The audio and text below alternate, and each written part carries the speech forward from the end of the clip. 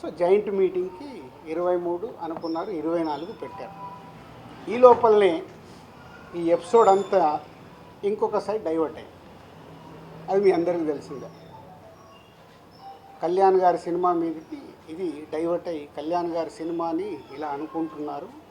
దాంట్లో మేబీ నా పేరు డైరెక్ట్గా ఎక్కడా రాలేదు, కానీ ఇండైరెక్ట్గానే వచ్చిందని అందరూ చెప్తున్నారు.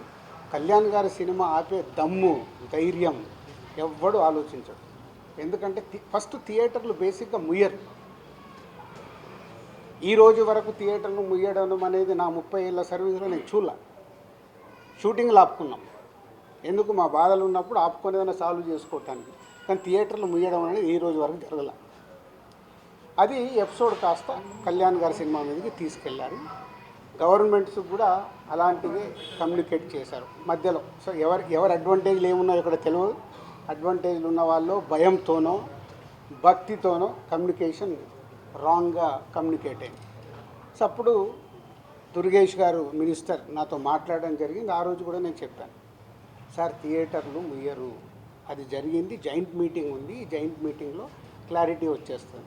జాయింట్ మీటింగ్తో అందరూ యునానిమస్గా ఒప్పేసుకొని క్లోజ్ చేశారు. బట్ ఈ లోపలనే గవర్నమెంట్ సైడ్ నుంచి గవర్నమెంట్కి వెళ్ళిన కమ్యూనికేషన్ వల్ల థియేటర్లు ఇట్లా కళ్యాణ్ గారి సినిమాని ఇలా టార్గెట్ చేస్తున్నారు, ఇలా అనేది ఒక రాంగ్ కమ్యూనికేషన్ అని నేను అనుకుంటున్నాను. మరి అది వాళ్ళకి రాంగ్గా వెళ్ళిందా రైట్గా వెళ్ళిందా నాకు తెలియదు.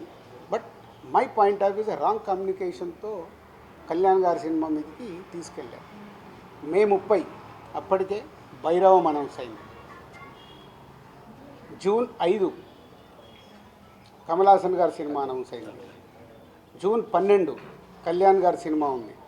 జూన్ 20 కుబేరా ఉంది. సో ఈ నెలంతా కంటిన్యూగా సినిమాలు ఉన్నాయి. అలాగే జూలై 4th మేము ముందు తమ్ముడు అనుకున్నాం, మన కింగ్డమ్ అనౌన్స్ చేశారు, దానికి మేము ఇంకా జూలైలో ఇంకో డేట్ చూస్తున్నాం. ఇలా జూన్, జూలై, ఆగస్ట్, సెప్టెంబర్ కంటిన్యూగా సినిమాల ఫ్లో ఉంది. ఈ టైంలో ఇండస్ట్రీని ఎలా మనం కాపాడుకోవాలి ఉన్న సినారియోలో ఏప్రిల్ మే అనేది main season for film industry. Total మనందరికీ తెలుసు ఏప్రిల్ మే టోటల్ థియేటర్లు మూతపడ్డాయి.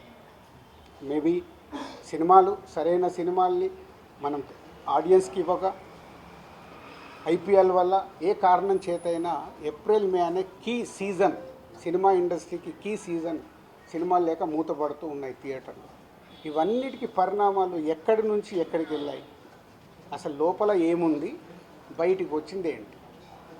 మన శాస్త్రం ఉంది. చిన్నప్పుడు సార్ నేను పాము చూశాను ఒక ఆయన అంటాడు, పక్క ఆయన వెళ్ళి అరే ఆడికి పాము కాదు పడిగిప్పిందట అంటాడు. ఇంకొక ఆయన మూడో మనిషి దగ్గరికి వెళ్ళి పడిగిప్పడం మీద బాబు కాటేయడానికి కూడా వచ్చిందట అంటాడు. యాక్చువల్ మొదట ఆయన చూసింది పామునే, పడగైంది, పడగకెళ్ళి కాటు. అంటే ముగ్గురు మనుషుల్లో ఎంత కమ్యూనికేషన్లో వెళ్తుంది. లోపల థియేటర్ వాళ్ళు ఈస్ట్ గోదావరిలో మొదలైంది. ఇప్పుడు ఆ ఈస్ట్ గోదావరి మొదలైన ఆయన మొన్న ఒక దాంట్లో ఇంటర్వ్యూ కూడా ఇచ్చాడు. ఆ వ్యక్తి ఇంటర్వ్యూ కూడా ఇచ్చాడు, ఏం జరుగుతుంది ఏంటి ఇండస్ట్రీలో అని. ఆ వ్యక్తి ఇప్పుడు తీసుకొచ్చి దాన్ని మొత్తము తెలంగాణకి కనెక్ట్ చేసేసాడు. ఏప్రిల్ 19 ఈస్ట్ గోదావరిలో ఆయన అధ్యక్షతన మీటింగ్ జరిగితే అది ఎక్కడికి తీసుకొచ్చారు. సో ఇది టోటల్ ఎపిసోడ్. దీనికి ముందుగా నేను అందుకే దుర్గేష్ గారికి ముందు థ్యాంక్ చెప్పింది ఏంటంటే 9 రోజుల్లో ఎక్కడెక్కడో వెళ్తుంది. ఎందుకంటే సినిమా వాళ్ళకి 2 ప్రభుత్వాలు చాలా ఇంపార్టెంట్. ఇక్కడ కూడా నన్ను సీఎం రేవంత్ రెడ్డి గారు ఎఫ్డీసీ చైర్మన్గా పెట్టడానికి రీజనే అది.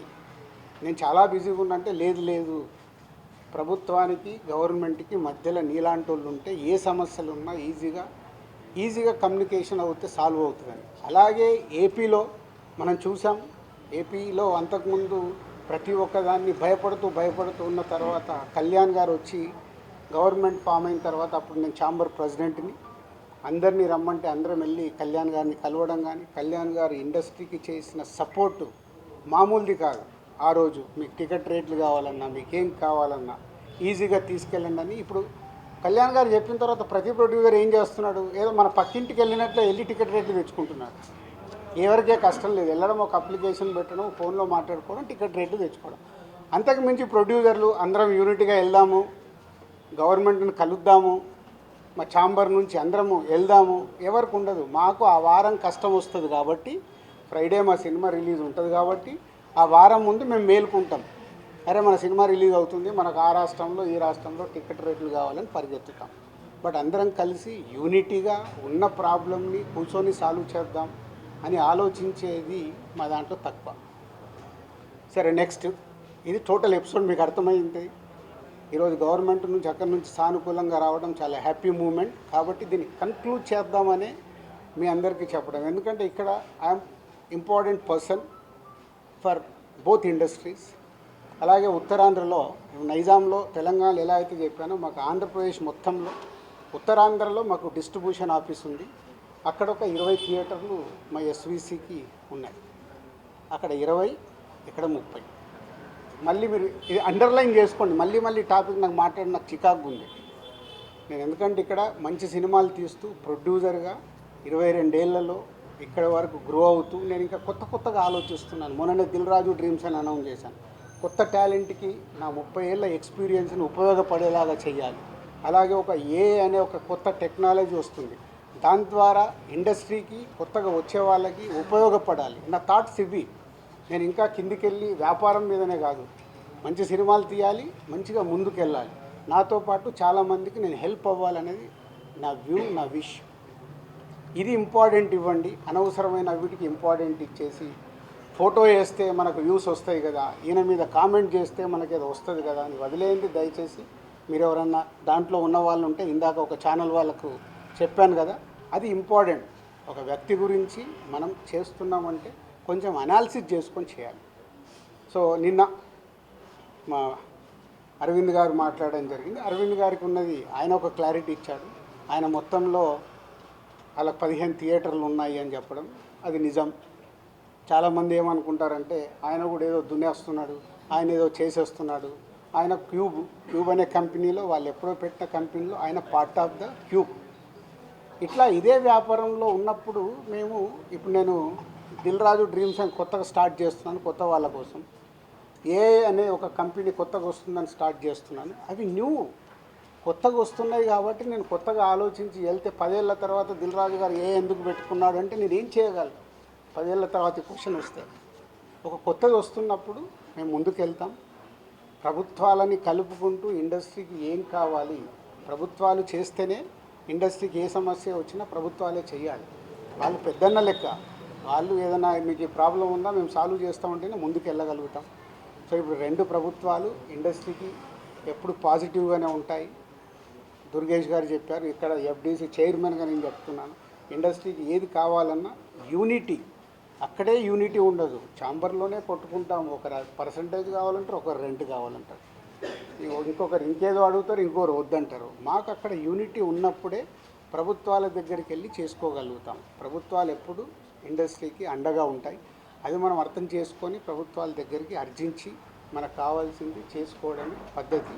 సో ఇప్పటికన్నా ఈ ఎపిసోడ్కి తెరదించి నెక్స్ట్ ఎగ్జిబిటర్స్కి ఏదైతే ప్రాబ్లమ్స్ ఉన్నాయన్నారో 30th ఛాంబర్లో ఈసీ మీటింగ్ ఉంది. మొన్న అందరము ఎగ్జిబిటర్స్, డిస్ట్రిబ్యూటర్స్, ప్రొడ్యూసర్స్ మీటింగ్లో అనుకోవడం జరిగింది. ఆ ఈసీ మీటింగ్లో నిర్ణయాలు తీసుకొని కమిటీ వేసుకొని, ఆ కమిటీ ద్వారా ఇప్పుడు ప్రభుత్వాలకి కూడా ఏ డిస్ట్రిబ్యూటర్స్తో పెద్ద ప్రభుత్వంకి సంబంధం ఉండదు. ఎందుకంటే అది ఓన్లీ ఫైనాన్షియల్ లావాదేవీలే ఉంటాయి. ఎగ్జిబిటర్కి, ప్రొడ్యూసర్స్కి ప్రభుత్వంతో కనెక్షన్ ఉంటుంది. ప్రొడ్యూసర్ అంటే సినిమా తీయాలి, వాళ్ళకి పర్మిషన్లు కానీ, టికెట్ రేట్లు కానీ, ఎక్కడైనా ఏదైనా ఈవెంట్ చేయాలంటే ప్రొడ్యూసర్కి కావాలి. ఎగ్జిబిటర్కి ఏమో ప్రతి సెంటర్లో వాళ్ళకి మొత్తం గవర్నమెంట్తో లింక్ అయి ఉంటాయి. ఈ 2 ఇంపార్టెంట్ టు కనెక్ట్ గవర్నమెంట్. వాళ్ళ ప్రాబ్లమ్స్ గవర్నమెంట్కి చెప్పి, తెలంగాణ గవర్నమెంట్ కానీ అటు ఆంధ్ర గవర్నమెంట్కి కానీ మేము చెప్పి వాళ్ళ సమస్యలు సాల్వ్ చేయించి ముందుకెళ్తాం. సో ఇది మీరందరూ కూడా అర్థం చేసుకొని దీన్ని ఎలాంటి నెగిటివ్ పబ్లిసిటీ లేకుండా చేసి ఈ రోజుతో దీన్ని కన్క్లూడ్ చేస్తారని ఆశిస్తూ మీ అందరికీ ధన్యవాదాలు.